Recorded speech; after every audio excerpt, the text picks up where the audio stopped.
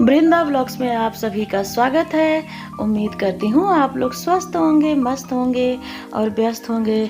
दोस्तों, आज जो हम चर्चा करेंगे हमारे देश के मशहूर बिजनेसमैन जमशेदजी टाटा के बारे में।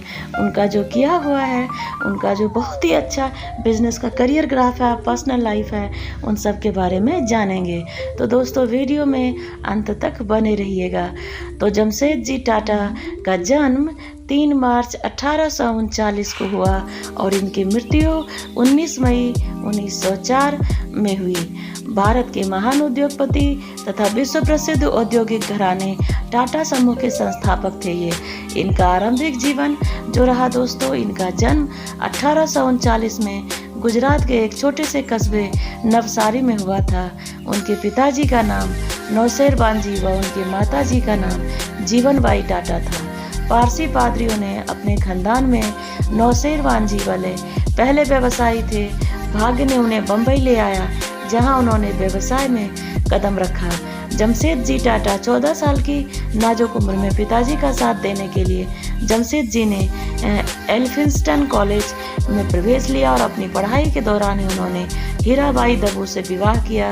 वे 1858 में स्नातक हुए और अपने पिता के व्यवसाय से जुड़ गए। टाटा समूह को भारत में सबसे धनवान समूह होने का उतना ही गर्व नहीं होगा जितना कि अपने सबसे विश्वसनीय समूह होने पर होगा। 2011 में इक्विटी मास्टर ने एक सर्वे में भी उन्होंने 61% लोगों ने टाटा को सबसे विश्वास कंपनी घोषित किया। और कोई भी समूह सबसे धनवान भी हो, विश्वसनीय भी, लेकिन टाटा यही तो टाटा की पहचान है, उनकी साख और उनका ब्रांड का जादू है। तो दोस्तों, वो दौर बहुत कठिन था। अंग्रेज अत्यंत बर्बरता से 1857 की क्रांति को कुचलने में सफल हुए थे और 29 साल की आयु तक जमशेदजी अपने पिताजी के साथ ही काम करते रहे और 1868 में उन्होंने 21,000 रुपयों के साथ अपना खुद का व्यवसाय शुरू किया और सबसे पहले उन्होंने एक दिवालिया तेल कारखाना खरीदा और उसे एक कई रुई कारखानों में तब्दील किया। उनका नाम बदल कर रखा अलेक्जेंडर मिल। 2 साल बाद उन्होंने इसे खासे मुनाफे के साथ बेच दिया और उन्होंने नागपुर में 1874 में एक रुई का कारखाना लगाया और महारानी विक्टोरिया ने उन्हीं दिनों भारत की रानी का खिताब हासिल किया था। और जमशेदजी ने वक्त को समझते हुए कारखाने का नाम इम्प्रेस मिल रखा और इम्प्रेस मिल का मतलब महारानी रखा था।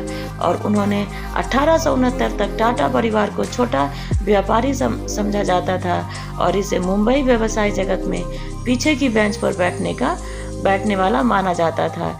वह जमशेदजी ने अपनी मेहनत से और अपने जी तोड़ मेहनत से आगे ले आए और सबसे अव्वल दर्जे में अपना नाम कमाए और इस तरह से उनकी बिजनेस जो है आगे बढ़ा। अपने कारोबारी जीवन की शुरुआत में ही जमशेदजी एक गंभीर आर्थिक झटका लगा। कारोबारी साझेदारी प्रेमचंद राय चंद्र का कर्ज उतारने के लिए उन्होंने अपना मकान, जमीन जायदाद बेचनी पड़ी।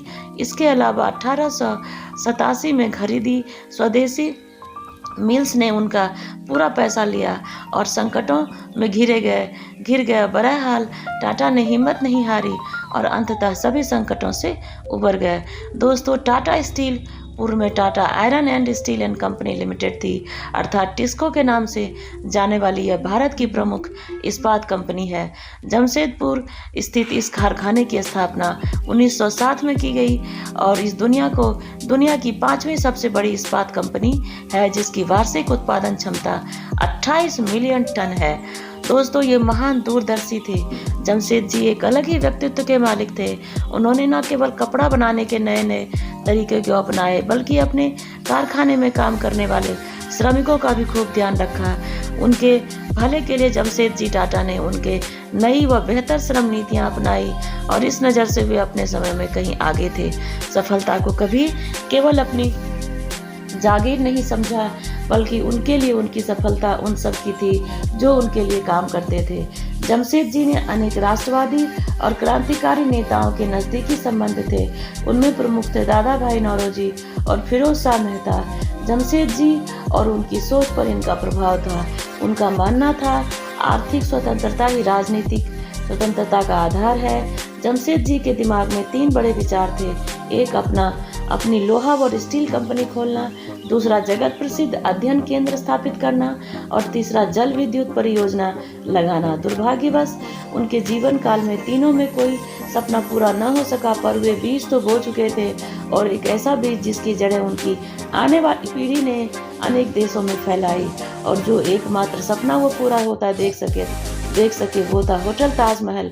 ये दिसंबर 1903 में बहुत ही शाही खर्च के साथ तैयार हुआ और इसमें उन्होंने अपनी राष्ट्रवादी सोच को दिखाया और उन दिनों स्थानीय भारतीयों को बेहतरीन यूरोपियन होटलों में घुसने नहीं दिया जाता था और ताजमहल होटल इस दमनकारी नीति का करारा जवाब था। तो दोस्तों, भारत के औद्योगिक क्षेत्र में जमशेद जी का योग असाधारण महत्व रखता है। उन्होंने भारतीय औद्योगिक विकास का मार्ग ऐसे समय में प्रशस्त किया जब उस दिशा में केवल यूरोपीय विशेषता अंग्रेज कुशल समझे जाते थे। और दोस्तों, ये वस्त्र उत्पादन में भी अपना आगे बढ़ाया और नागपुर को चुना और वातानुकूलित सूत मिलों की स्थापना की। इस तरह लंकाशायर का जलवायु कृत्रिम साधनों से नागपुर की मिलों में उपस्थित किया और सफल औद्योगिक और व्यापारिक होने के अतिरिक्त सर जमशेद जी टाटा ने चित्त के बहुत उदार व्यक्ति थे। औद्योगिक क्रांति के अभिशाप से परिचित थे। इसके कुपरिणामों से अपने देशवासियों को विशेषतः मिल मजदूरों को बचाना चाहते थे और कई चार दीवारी बाहर उनके पुस्तकालयों, उद्यानों आदि की व्यवस्था के साथ साथ दवा आदि की भी जो है उन्होंने व्यवस्था प्रदान की। दोस्तों, टाटा समूह बहुत बड़ी ग्रुप है जो बहुराष्ट्रीय कंपनी है और टाटा इस्पात जो भारतीय बहुराष्ट्रीय इस्पात कंपनी में शामिल है। इनका बहुत ही विशाल कारोबार है और जमशेदपुर में तो इन्होंने अपने जो भी कर्मचारी हैं, एम्प्लॉय हैं, उनको रेसिडेंस की भी इन्होंने सुविधा की और रिटायरमेंट के लिए भी, और बहुत ही अच्छा इनका देश में नाम है।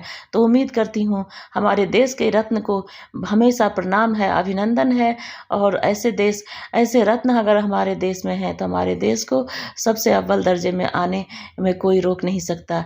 तो उम्मीद करती हूँ कि उनको भगवान उनकी आत्मा को शांति दे। और आप सभी को ये वीडियो पसंद आया होगा तो प्लीज़ इसे लाइक करें, शेयर करें, सब्सक्राइब करें। Thank you so much.